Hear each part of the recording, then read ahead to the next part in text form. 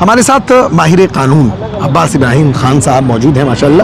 میں اس وقت مغربی بنگال کے دارالحکومت کولکاتہ میں واقع ITC رائل بنگال ہوٹل میں موجود ہوں, جہاں JPC اس وقت اسٹیک ہولڈرز کو کے ساتھ میٹنگ کر رہی ہے اور وقف ترمیمی بل پر اپنی رائے جاننے کی کوشش کر رہی ہے. وکیل صاحب, آپ کا پہلے تو بہت بہت استقبال ہے فکر و نظر TV پہ. جی, آپ کا بھی شکریہ. دوسرا ایک یہ ہے کہ آپ دیکھ رہے ہیں کہ سب سے پہلا سوال, 2-3 سوال آپ سے میں کروں گا.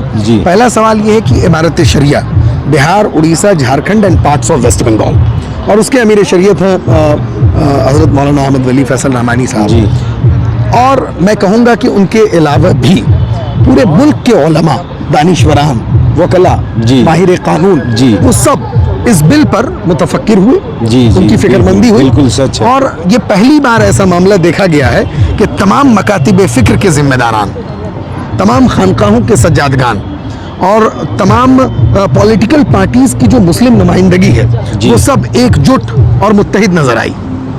میں آپ سے یہ جاننا چاہ رہا ہوں کہ یہ اتحاد جو آپ دیکھ رہے ہیں اور یہ جو بے چینی, یہ پریشانی جو یہ نظر آ رہی ہے, یہ بیسیکلی اگر قانونی نقطۂ نظر سے میں پوچھوں کہ کیا اس میں آپ کو 3 بڑا فالٹ اور 3 بڑی گڑبڑی وقت ترمیمی بل میں نظر آ رہی ہے جس کی وجہ سے لوگوں کے اندر اس قدر بے چینی ہے؟ جو ملت کے فکر مند حضرات ہیں وہ بالکل اپنا جان یعنی اپنی جی جان سے وہ محنت کر رہے ہیں کہ اس بل کو یکسر مسترد ہونا چاہیے. جی, حالات ابھی کے وقت میں ایسے ہو گئے ہیں. یہ اس وقف امینڈمنٹ بل کے تھرو گورنمنٹ جو کر رہی ہے وہ ایسی سچویشن گورنمنٹ نے کریٹ کر دی ہے کہ مسلمانوں کی جو زمینیں ہیں, جو مسلمانوں کی خود کی پراپرٹیز ہیں, وہ پراپرٹیز پہ مسلمانوں کا خود کا حق نہیں ہوگا.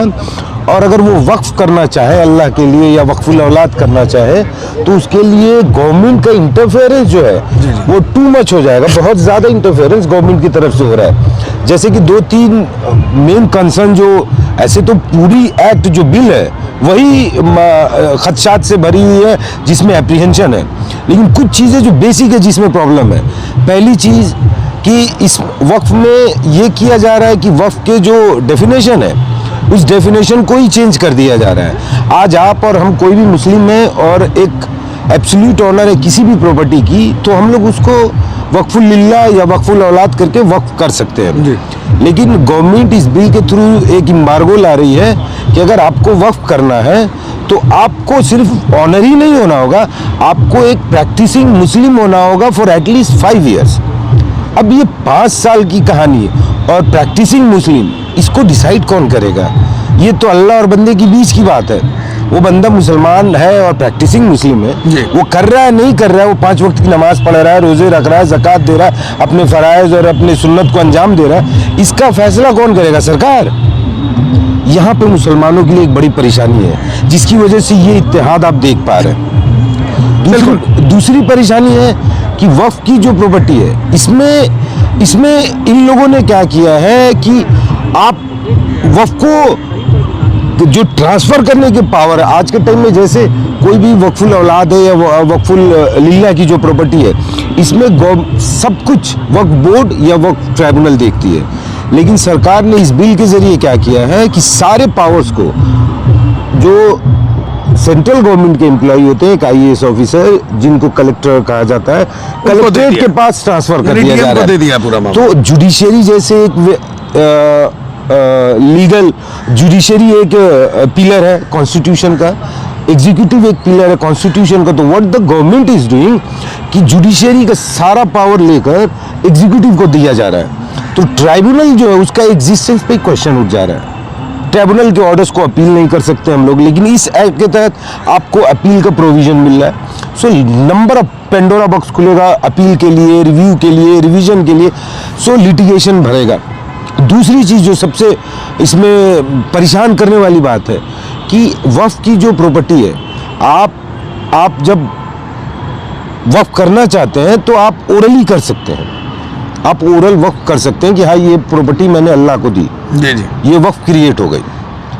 ठीक उसी तरह मुसलमानों में इस्लामिक पर्सनल लॉ में जो शरीयत लॉ है, हर मुसलमान को यह हक है कि ओरल हिबा करता है वो, कि मैंने इन दो गवाहों की मौजूदगी में इन बंदे को अपना प्रॉपर्टी गिफ्ट नहीं खत्म नहीं किया है, कि ये जो गिफ्ट चाहिए, जो गिफ्ट जो हम लोग ओरल हिबा करते हैं वो ट्रांसफर ऑफ प्रॉपर्टी एक्ट में आती है।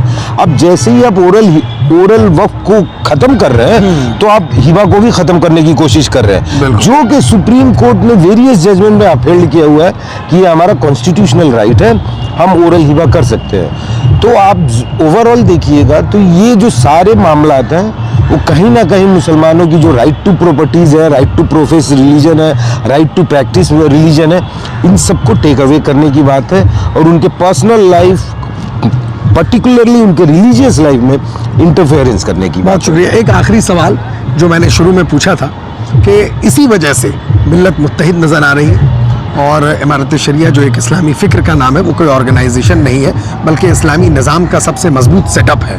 उसने जिस तरह से वो इस तहरीक को चलाया शुरू से लेके अब तक, इसको कैसे किस नज़र से आप देखते हैं? ये एक बहुत ही सराहना वाली काम हुई है। इससे बड़े हर अदारे ने इंडिविजुअली अदारे वाइज सब किसी ने मिलकर कोशिश की, और जिसने जो पाया जिस हद तक पाया वो काम किया, और इसमें मुसलमानों की फलाह बहबूद के लिए काम किया जा रहा है। और हम कोशिश करेंगे कि हमारे जैसे जो लोग जहाँ पे भी हैं वो बिना किसी मुफाद के बढ़ चढ़ कर हिस्सा लें।